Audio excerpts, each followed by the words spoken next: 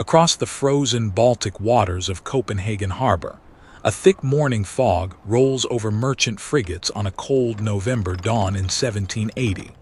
Heavy frost coats the ship, rigging like fine silver needles. High above the cobblestone streets of the Danish capital, the steep copper steeples of the Church of Our Lady and Christiansborg Palace slice into pale gray skies. Damp horse coats, salt spray, and wood smoke mix with the rich, inviting smell of roasting rye, caraway seeds, and fresh sourdough yeast. Under King Christian VII, the royal city depends on state institutions to feed its court, garrison, and urban population. Near the quiet canals of Christianshavn stands the Royal Bakery, a massive brick compound where work never stops. Day and night, dedicated bakers turn out thousands of dense rye loaves for palace guards and royal tables. Yet a grim shadow hangs over this prosperous world of glowing hearths and timbered gables. In just 15 short years, the catastrophic Copenhagen fire of 1795 will sweep through these narrow streets. That terrible blaze will reduce Christiansborg Palace and 900 historic timber homes to ash. On this quiet morning in 1780, however, the great brick ovens glow bright, sending warmth and the sweet scent of baking rye across the snow-dusted city. Historical studies and period records provided the foundation for this artificial intelligence reconstruction of the 1780 Royal Bakery in Copenhagen. Before exploring further, consider subscribing to the channel Rewind History and leaving a like so more lost worlds can return to the light through this work. Step inside now beneath massive oak ceiling beams where history comes alive. Flour porters haul heavy jute sacks up winding wooden stairs. Master bakers knead sticky rye dough in oak troughs.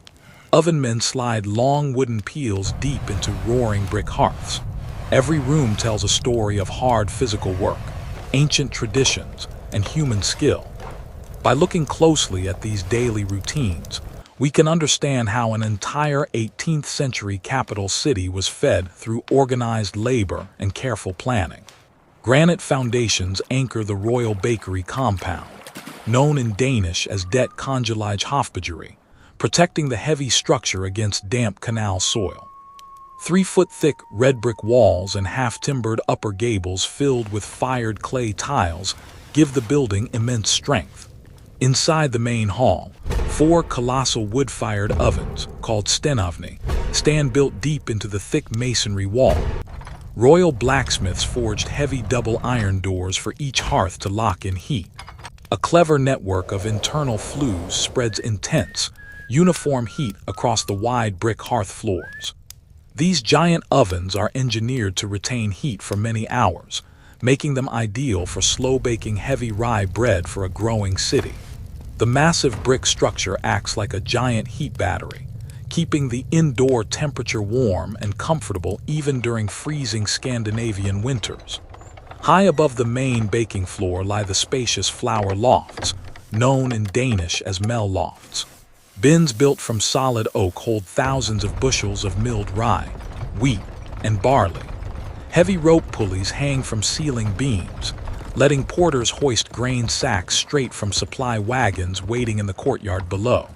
The air in the loft is cool and dry, filled with a fine haze of flour dust that glints in pale sunlight filtering through small leaded glass windows. On the ground floor near the ovens sit the dough mixing rooms. Long wooden troughs, called truge, are carved from single oak logs along the stone-paved walls. Copper tubs of sourdough starter, known as surdej, bubble softly nearby as natural yeasts ferment in the warm air. This natural fermentation gives Danish rye bread its signature sour flavor, dense texture, and long shelf life.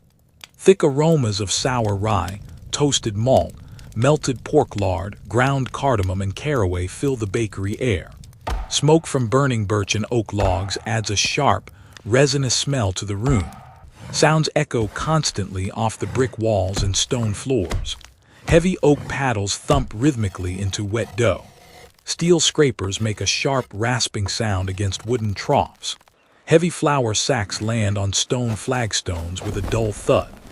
Iron oven doors clatter shut with a loud metallic ring, and long wooden peels scrape smoothly across hot brick hearths as loaves move in and out of the heat. Together, these sensory details create a vivid, unforgettable picture of 18th century Scandinavian industrial craft. 2 o'clock in the morning marks the start of the workday, long before city watchmen extinguish street oil lamps. Journeymen and young apprentices wake to the loud ringing of the master baker's iron bell in unheated loft dormitories. Apprentices, called badgerdrench, hurry down wooden steps into the freezing oven room. They stack birch bark and pine logs to build roaring fires, taking 2 full hours to heat the heavy brick hearths. Crown laws and guild rules strictly regulate every job inside the facility. At the top of the bakery stands the master royal baker, known as the Hofbager. Appointed directly by the royal court, he checks flour quality, sets recipe proportions, and manages bread delivery schedules to the palace. His strong leadership keeps the entire compound running like a precision clock. Guild certificates grant authority to the journeymen bakers, known as badgersvend. These skilled craftsmen complete years of hard training before earning their official rank. Each worker focuses on a specific part of the baking process. Master mixers control sourdough fermentation to ensure proper flavor and rise. Dough shapers roll thousands of loaves by hand with steady precision. Ovenmen, called ovenseeder, master the tricky art of heating brick chambers and loading loaves quickly. At the base of the bakery hierarchy are young apprentices aged 12 to 16. They work long, grueling hours carrying water, sifting flour, sweeping ash, and scrubbing wooden troughs. A crown inspector visits unannounced to weigh loaves and enforce strict royal price and purity rules, known as the broad tax. Morning prayers begin at 3 o'clock after the entire team washes hands and arms in large copper basins filled with warm water. Standing together on stone flags near the glowing hearths, the workers bow their heads. The master baker recites a short prayer asking for divine protection against dangerous fires and spoiled dough. After praying, the men strip down to light working clothes designed for extreme heat. They wear coarse shirts of unbleached white Danish linen, called horskjort, with sleeves rolled tightly past their elbows. Thick canvas aprons, called lærredsforklæder, protect their bodies from flour dust and flying sparks. Durable wool trousers, called vadmelbukser, and white linen caps, known as badgerhuer, complete their outfit while keeping sweat out of the dough. Custom tools of the trade hang from wooden wall pegs near the hearths. Every baker carries a crescent-shaped steel dough scraper, called a det skaber, used to divide dough and clean oak troughs. Long wooden peels, called bageskuffer, feature 20-foot poles attached to flat ash blades, letting ovenmen deposit and retrieve loaves from deep inside glowing brick chambers. Straw-proofing baskets, known as hevekurv, hold shaped loaves while they rise near the warm ovens. Heavy brass balance scales with iron weights check every loaf for exact weight. Hand-carved wooden stamps, called badgerstempler, press the royal crown mark into the top of every loaf before it enters the heat. These traditional hand tools allowed bakers to produce consistent quality across thousands of daily loaves. Mixing hundreds of pounds of coarse rye flour forms the first major physical test of the morning. Journeymen pour flour into oak troughs with water, salt, caraway seeds, and sour starter. Apprentices fetch buckets of fresh brewer's yeast, called gær, from nearby breweries in Christianshavn to boost fermentation. Working in pairs, bakers plunge their arms into the dense, sticky dough. They pull, fold, and knead the heavy mass for more than an hour until it reaches proper elasticity. Workers then cut the dough into 8-pound blocks, stamp each piece with the royal crown, and place them in straw baskets dusted with rye bran. For sweet royal bread, bakers use fine wheat flour, butter, milk, eggs, and ground cardamom to shape braided crowns and saffron pastries. Windmills perched upon the city ramparts grind the massive amounts of grain needed each day for Copenhagen. Timber giants like the Cassalit mill and Leelmal turn heavy granite millstones to crush dry rye, wheat, and barley. Strong flour wagons haul freshly ground meal from the rampart mills down to the bakery lofts. Apprentices pass the meal through turning sifting drums, separating rough bran from fine flour. This constant supply chain ensures that the bakery never runs short of fresh grain, even during harsh winter months when Baltic shipping slows down. The close partnership between windmills and bakeries was essential to urban survival in 18th-century Denmark. Managing the searing temperature of the brick ovens demands total skill, experience, and physical endurance. The ovenman or ovenseeder watches the interior bricks until they turn from soot black to glowing white. He attaches wet hemp swabs, called ovenkast, to long wooden poles to sweep out hot ash and glowing coals. This cleaning step creates a burst of steam that seals the dough, forming a crisp outer crust. Moving with swift speed, the ovenman places dough onto the blade of the wooden peel, sliding loaves deep into the dark chamber in neat rows. A single skilled worker can load 200 loaves into an oven in under 10 minutes. The baking process requires intense focus, as a single mistake in timing could easily ruin an entire batch of royal bread. Breakfast arrives at 8 o'clock after 6 hours of non-stop manual labor. Workers gather at long wooden trestle tables in the bakery mess hall for a hearty morning meal. Their diet provides the heavy calories needed for hard physical work in a cold northern climate. Bakers eat thick slices of dark rye bread spread generously with salted butter from Holstein dairies, along with pickled Baltic herring, cold pork, and sharp rye cheese. They wash down their food with wooden mugs of small beer, called H-Vidtal. This low-alcohol rye beer is brewed locally in Christianshavn, providing clean hydration safe from polluted city water. This hearty morning meal gives workers the strength needed to complete the remaining shifts of the day. Delicate wheat rolls, buttered pastries, and crisp crackers show the wide range of goods made inside the royal compound.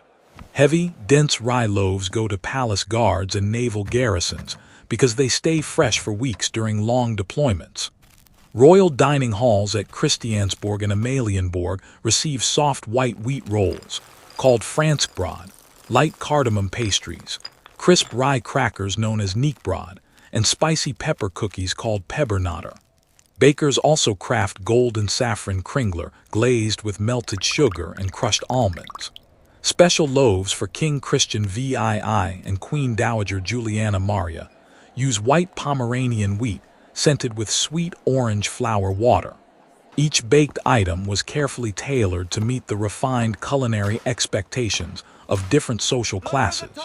Cargo sloops from Jutland and Zealand bring dense rye flour across Baltic shipping routes to feed the bakery. Fine white wheat flour arrives from fertile farms in Pomerania and Scania. Salt for dough seasoning comes from Lüneburg salt pans, while fresh butter and pork lard arrive in wooden firkins from Holstein.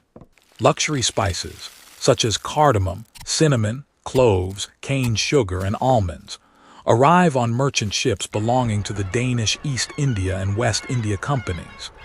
These ships dock at Kvistesbron Wharf, bringing distant global flavors straight into royal ovens.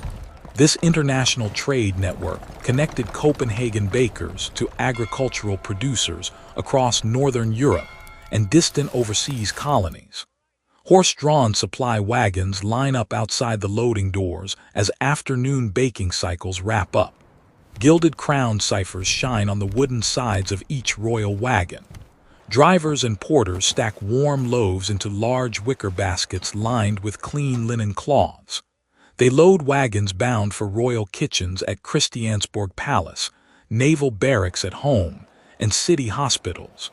Royal clerks record loaf counts, weights, and delivery receipts in leather-bound ledgers to account for every batch produced during the day. Strict record-keeping ensured that no flour was stolen, and every institutional kitchen received its full daily allowance of fresh bread. Coopers, blacksmiths, and broom makers work in neighboring workshops to keep the bakery running smoothly. Coopers fix broken flour barrels and wooden dough troughs by replacing damaged oak staves and iron hoops. Blacksmiths sharpen steel scrapers and forge heavy iron oven doors. Broom makers bind fresh birch twigs to make oven swabs. In the flour loft, porters turn hand cranks on sifting machines, running flour through fine silk screens to remove bran for pastry dough. Woodcutters stack dry beech and oak logs near the hearths, so fuel is ready for the night shift. Wheelwrights grease wagon axles to prevent breakdowns on icy winter roads. Every supporting workshop played a crucial role in maintaining seamless bakery operations. Dust settles as 5 o'clock in the evening approaches, marking the end of the final baking cycle. The scorching heat of the oven room begins to cool down. Journeymen and apprentices clean the workspace by scraping wooden troughs, sweeping flour off stone floors, and raking hot coals into iron ash buckets. Bakers visit a nearby bathhouse to wash off sweat and flour before walking into town. Many spend the evening at timber taverns, called crosstour, along the canals of Christianshavn. Sitting near warm tile stoves, they drink dark ale, smoke clay pipes filled with Virginia tobacco, play card games, and sing Nordic sea songs. By 9 o'clock, night watchmen call out the hour across Copenhagen. Workers return to their loft dormitories, sinking onto straw mattresses under heavy wool blankets to rest before the 2 o'clock wake-up bell rings again. Midnight brings total silence back to the Royal Bakery as November cold covers Copenhagen. Inside the dark baking hall, brick hearths glow faintly with soft red embers, casting warm light across empty wooden troughs and stone flagstones. The rich scent of toasted rye, caraway, and wood smoke lingers in the quiet air, while Baltic winds whistle outside half-timbered gables. In 1780, under King Christian VII, this bakery stands as a fortress of Danish craftsmanship, feeding thousands of people from royal princes to common soldiers. Yet tragic disaster waited on the horizon. In June 1795, 15 years after this quiet night, a fire broke out in a naval timber yard. The blaze burned across Copenhagen for 3 days, destroying Christiansborg Palace, burning neighboring bakeries, and reducing 900 historic buildings to ash. Centuries after the Great Fire of 1795, the cultural legacy of Danish baking still endures. Archaeological digs and official records prove the rich reality of 18th-century baking life. Royal account books, preserved in the Danish National Archives under the title Hofstatens Regnskaber, record exact weekly flour consumption, loaf weights, and worker wages from 1780. Museum collections across Copenhagen preserve original brass dough stamps, iron peels, wooden clogs, and gilt banners. These historic artifacts show the incredible strength and skill of ordinary workers. Long after the bakers of 1780 passed away, their daily dedication sustained a kingdom, leaving an enduring legacy of warmth, skill, and nourishment under Danish skies.